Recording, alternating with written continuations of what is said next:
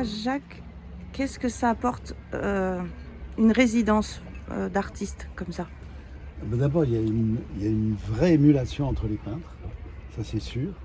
Et puis il y a l'amitié de se retrouver ensemble et découvrir un endroit que pour la plupart on ne connaît pas déjà.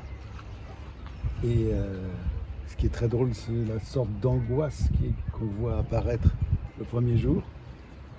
Et puis ensuite, il y a une vraie confiance et on est chez nous très vite. Et on transforme le lieu en atelier. Et c'est ça qui est très agréable dans une escale. Et puis on rencontre les nouveaux, par exemple. Cette année, il y a Raphaël qui est là. Et on raconte nos histoires de guerre. En fait, on raconte les vieilles histoires. Alors, en dehors de ça, il y a un intérêt plastique parce que chacun apporte son interprétation d'un paysage ou d'un lieu. Et ça, à la fin, on découvre qu'il y a vraiment 10 ou 15 ou suivant le nombre de participants, interprétations possibles et qui sont juste toutes les unes et les autres. Et ça, c'est vraiment très surprenant. Tu fais avec le bateau de l'association, là? Non, je fais ça, tu vois. Eh oui, bah oui, voilà. Mais je pense que à peu près, on n'a pas le même œil, mais tu vois, c'est à peu près ça quand même. Ouais, mais moi c'est un. Tu vois, il y a de l'eau partout. Tu vois, ça va être comme ça plutôt. Moi, j'aime bien quand il y a de l'eau, tu vois, avec le fond, ça va m'amuser, ça. Et pourtant, il n'y a pas tellement de chemin pour faire un paysage. C'est ça qui est étonnant. Il faut être dans le chemin de la vérité. Si on est dans le chemin de la vérité, ben, toutes les interprétations sont bonnes. Ici, dans un paysage qui est absolument magnifique et qui est vraiment fait pour les peintres de la marine, parce qu'on peut pas être, on peut pas avoir un paysage plus marin que celui-là. Une ville avec 3 ports, c'est quand même une merveille.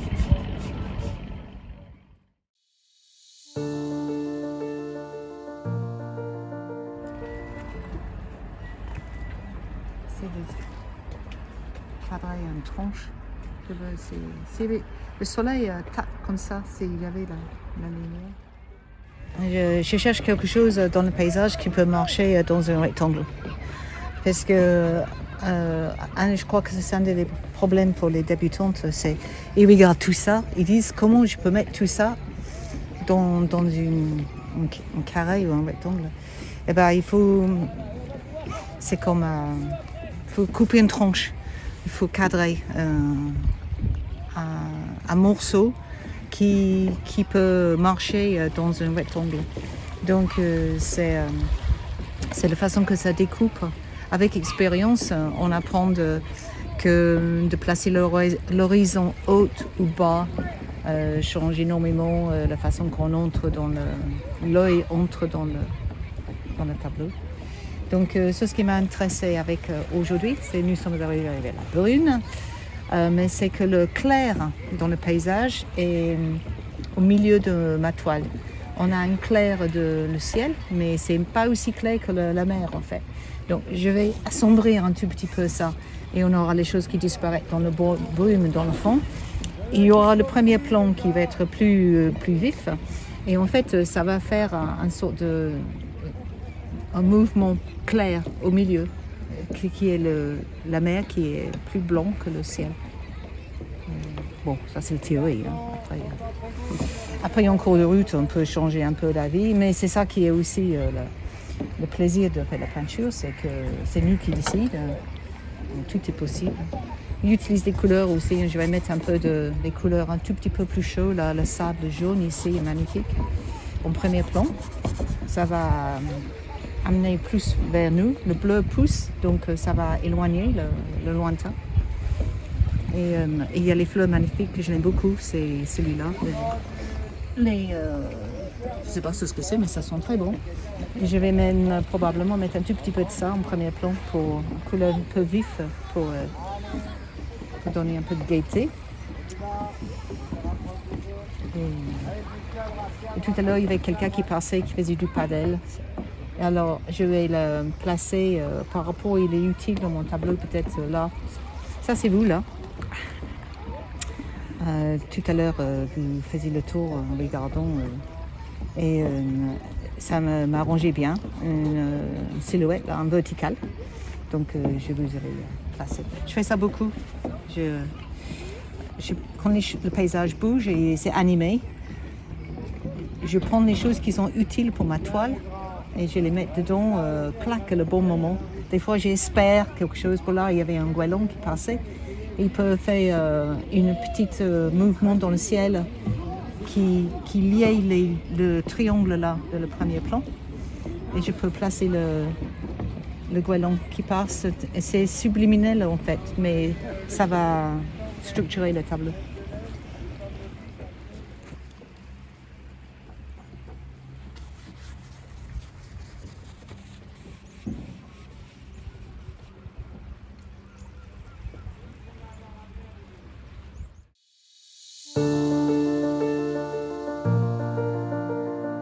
Pourquoi avoir choisi la plage du Riz? Parce que là, ça me changeait des bateaux, de cimetière de bateaux. Et puis là, tout d'un coup, il y a de l'étendue, il y a une vue sur le Douarnenez, donc je trouvais que c'était plutôt sympa pour vous.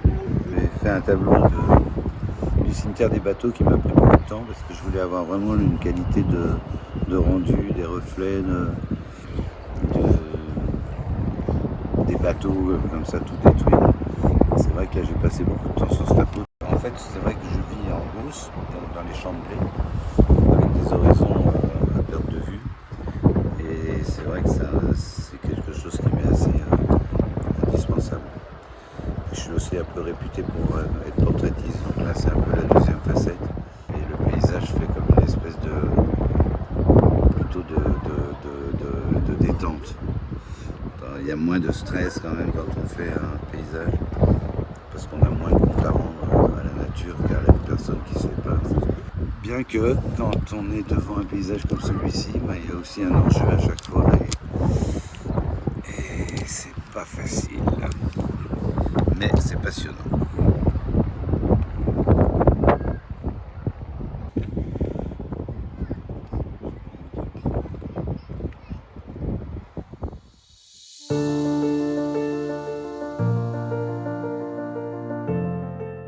Le bruit des gars qui travaillent et tout, moi j'adore. J'adore l'ambiance du travail en fait. C'est pour ça que je suis incapable de peindre d'après photo, je m'ennuie à mourir. Et là, voilà le retour, voilà le dernier tableau de cette escale. Mais certainement pas le dernier à Douarnenez. C'est un endroit que j'ai découvert et qui est authentique, voilà. Authentique et qui donne énormément en fait. Même s'il a plu, c'est très bien de toute façon. Moi, personnellement, mon père est d'Ostende et ma mère est de Courtrai en Belgique. J'ai toujours vécu avec le ciel gris. J'aime le ciel gris, j'aime les nuages, j'aime la perspective des nuages. Je trouve follement ennuyeux, un grand ciel bleu. Moi, je m'ennuie dans le midi. Pour moi, c'est un décor de théâtre, le midi. Voilà. Et ici, c'est vrai. Ici, on est dans le côté jardin, comme on dit au théâtre, l'envers du décor. On n'est pas dans le décor, il n'y a rien pour faire un décor ici. Tout est authentique, tout ce qui est là, c'est là parce que c'est utile et parce que ça a été mis par une nécessité de travail. Voilà, ici c'est un coin où on travaille. C'est pas un coin où on se promène et voilà, je trouve que là, ici, je trouve que c'est merveilleux ce bateau avec ses échafaudages parce qu'ils ont été mis là. Parce qu'ils doivent être là, ils n'ont pas ailleurs. Voilà. Il n'y a aucun souci d'esthétisme là-dedans. Le bateau, il va être beau parce qu'il va bien naviguer, il va bien flotter.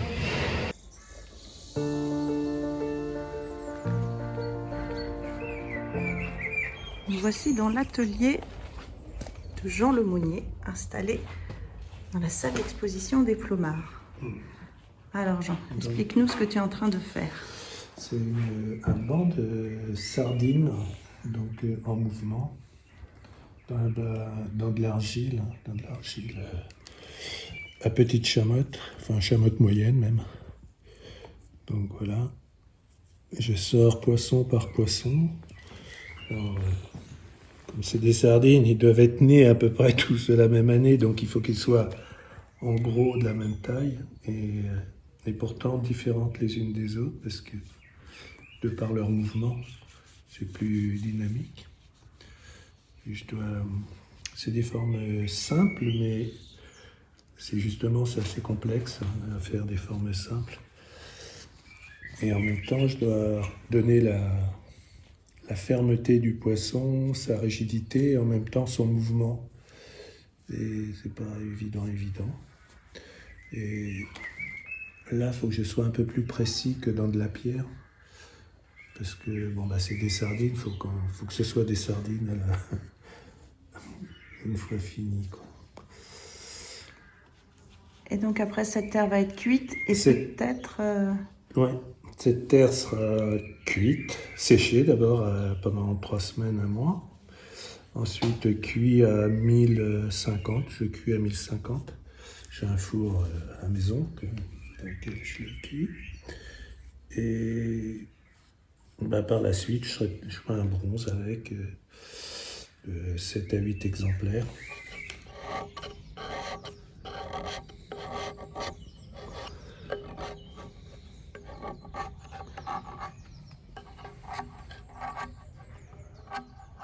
Là, Jean, quelle est cette pierre que tu travailles? C'est une pierre c'est un schiste. C'est un schiste qui vient d'un ancien palis. C'est ce qui servait avant dans les pays de schiste de palissade pour empêcher les bestiaux de partir. Ils étaient beaucoup plus grands que ça, ils étaient percés. Mi-verticaux avec des noisetiers. Et c'est une pierre, une fois poncée, polie, elle devient très noire. Alors j'arrive à polir avec au papier de verre au départ, ça c'est du 80, mais j'arrive jusqu'à la granulométrie de 1000 à peu près, à l'eau, je termine à l'eau. Et ça devient tout noir. Les parties polies. Ça fait un contraste qui est assez beau. Puis après, je vais mettre... les yeux seront en albâtre. Avec au milieu, je remets un peu de schiste.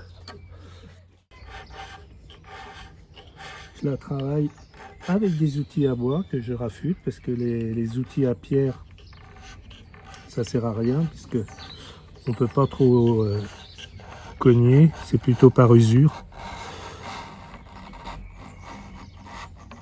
Il faut faire attention, hein, on embarque des fois des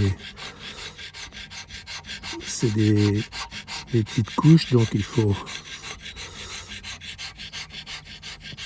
avec de l'oxyde de fer entre les deux. Alors c'est assez joli, des fois ça fait un peu de jaune, une fois poli.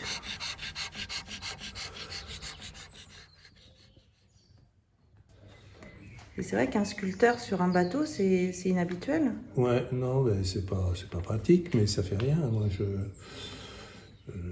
fais des choses. Quand la mer est trop mauvaise, je regarde la mer, j'en profite. Et quand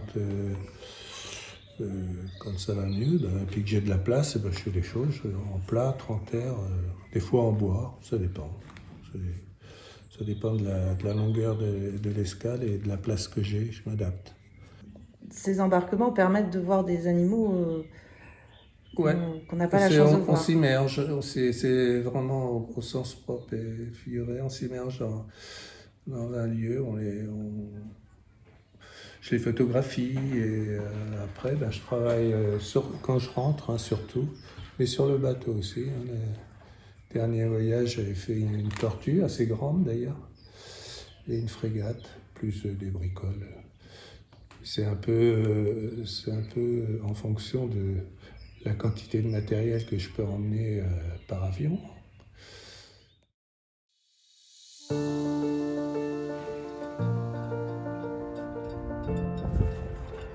Parce qu'il faut que je vois où est la lumière la plus forte, elle est sur le bâtiment en fait, et je le vois pas. Et donc en fait, ça me permet de montrer que le ciel il n'est pas si clair que ça, quoi. Il a l'air clair, mais en fait, à côté de la maison qui prend bien la lumière, en fait il est assez sourd, il est finalement assez foncé, quoi. Donc je vais y aller mollo sur la lumière du ciel, quoi. Je vais faire une ambiance un peu nuageuse.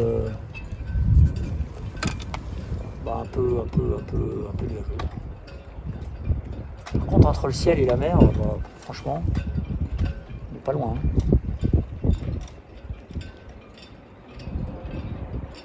Là, ce qui est merveilleux, c'est que comme j'ai déjà travaillé une base, j'ai bien travaillé, j'ai déjà bien avancé en fait, assez très très vite pour pouvoir être efficace.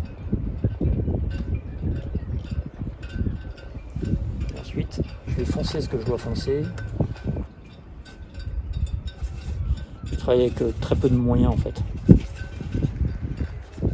4 ou 5, 4 couleurs, ça me suffit.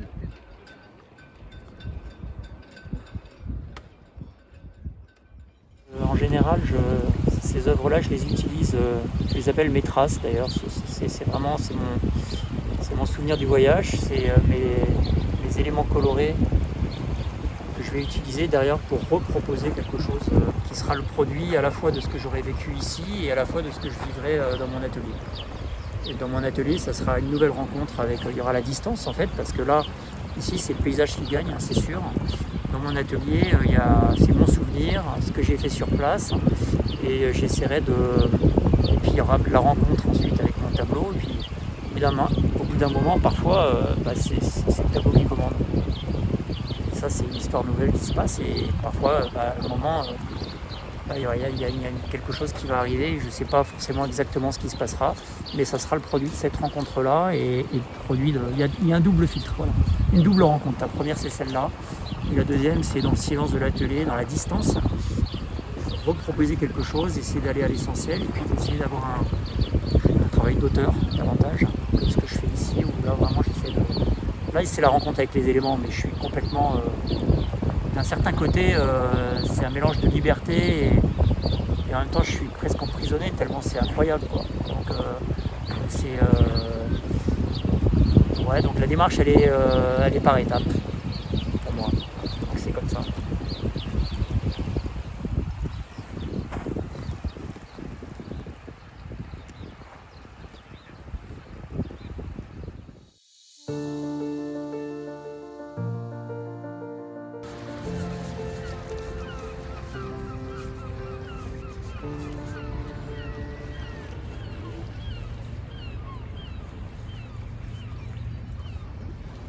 C'est là que le tableau se fait en entier, quoi. Après, c'est du coloriage. Il faut réussir ça, quoi.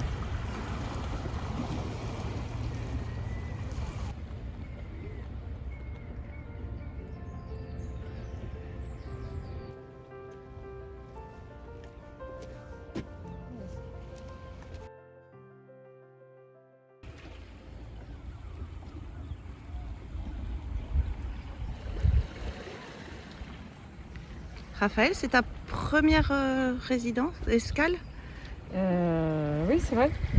J'en avais fait une avec les de la marine à Saint-Pierre-et-Miquelon, mais je n'étais pas encore nommée. Je savais pas en fait. Eux, ils le savaient, mais donc voilà, c'est une première. Et alors C'est le paradis. Hein. Ce matin, j'en avais presque les larmes aux yeux de mesurer ma chance. Qu'est-ce que ça t'apporte, cette escale? Déjà des amis, des gens qui partagent les mêmes buts, la même sensibilité, le même humour parfois. Ils aiment bien rire, c'est chouette. Et puis j'ai la chance d'évoluer avec vraiment des maîtres, quoi. Je rencontre, ça me fait un sacré challenge, quoi.